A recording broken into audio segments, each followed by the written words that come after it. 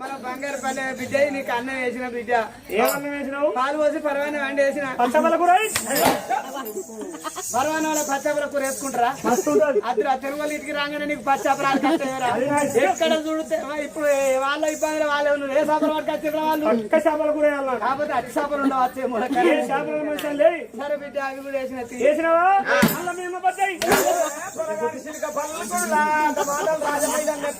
చూడు మీ అమ్మ ఏం బుత్తాడు కానీ వాడు బాగా సాగదిస్తాడు.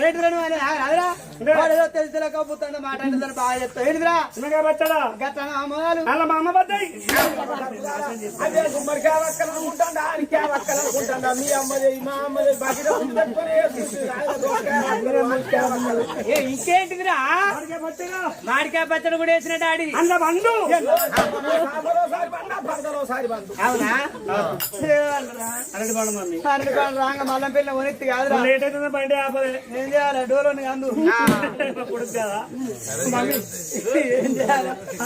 డోరాన్ని చక్కెర ఆడుకుంటా బిడ్డ రేపు పోంగ కొనిస్తుంది.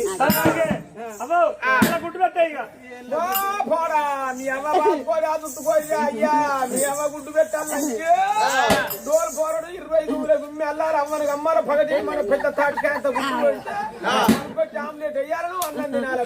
గుడ్డు తీసి నీకే అయ్యా తాటికాయ అంత గుడ్డు నేను దీపాలు రాకరించే దానికి తాటిగా సగం పిచ్చి కూడా చూస్తాను. మన కోళ్ళ రాజమయ్య ఆయన గుడ్డు కొరకే వచ్చినారా బిడ్డ? అద్దు బిడ్డ గట్లా మాట్లాడద్దురా.